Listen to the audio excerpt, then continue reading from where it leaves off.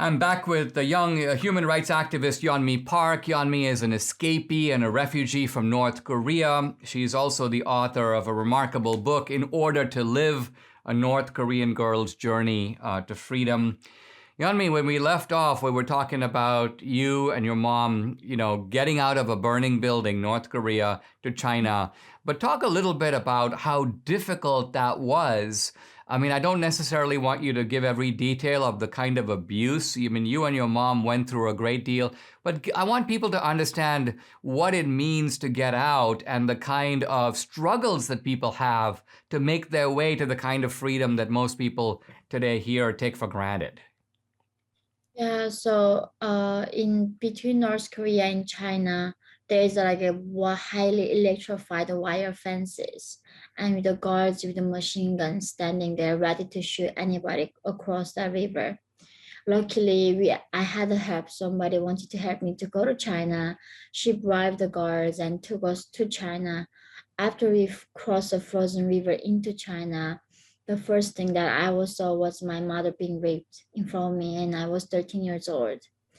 And then we realized that because China had a one-child policy, 40 million men cannot find women and to marry and have children with. So they buy North Korean girls as sex slaves. And of course, Chinese regime also knows that we are defectors, but they catch us and send us back to North Korea to get killed and get tortured. So it's almost like catching a Jewish person and then send them to gas chamber. The Chinese Communist Party does the exact same thing. So we are extremely vulnerable. And therefore, the human traffickers exploit us. And they sold my mom into slavery less than $100. And they sold me because I was a virgin. I'm 13 years old. They sold me less than $300 and separated me from my mother. Yeonmi, I don't even want to begin to describe what it's like for someone to go through all that kind of trauma. I mean, you said even later that when you were writing your book, you could hardly do it. So talk a little bit about the process of trauma recollected in memory, the process actually of taking your life as you've lived it and as you're describing it and putting it down on paper. What was that like? It was tough, when I was writing the North Korean part.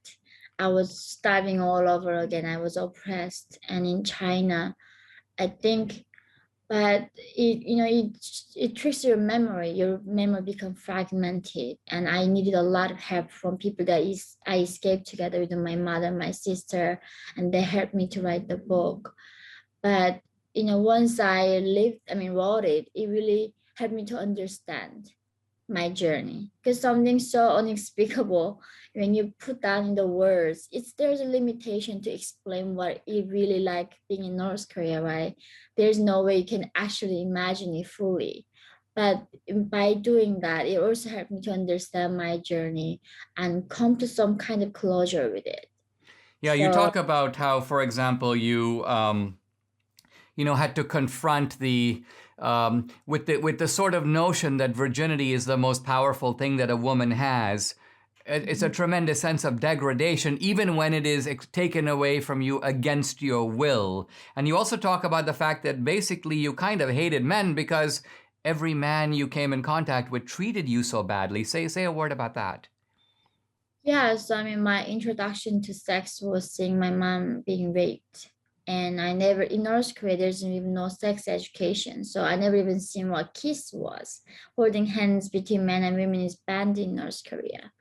So, every man that I met after North Korea was trying to rape me and raped me, of course. So I completely lost, not just only men, I lost faith in humanity. I couldn't believe what humans are capable of doing to each other. And it took a while for me to gain that trust and restore my faith in humanity again. Yeonmi, how did you get away ultimately from your second group of captors, which is these traffickers, and end up in South Korea? How did that occur?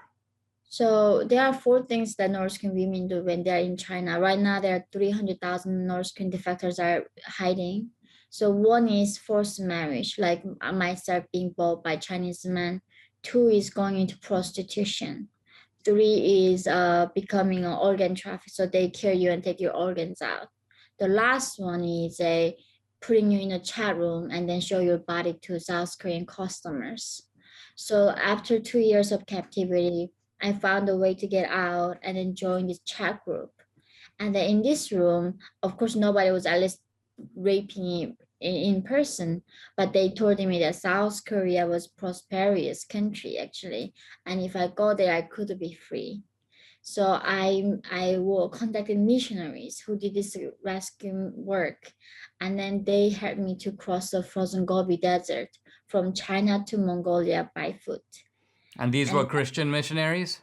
yes, so they came and they risked their life and rescued us. And so I crossed the frozen Gobi Desert in 2009. And then once I got to Mongolia, there I claimed asylum and I told them that I want to go to South Korea. That's how I got out.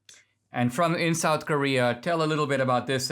You apparently were studying in South Korea, and you also found out that there was a way for you to study in America. How did the connection come from South Korea to America? Because you ended up going to Columbia University.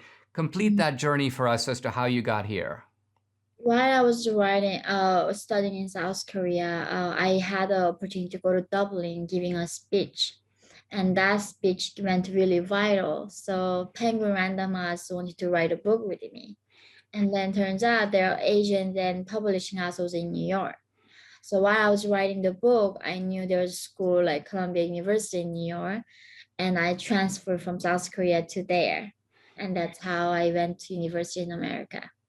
When we come back, I want to explore Yeonmi Park's experience at Columbia and how, in her words, she discovered a kind of woke culture that is in some ways even crazier than North Korea.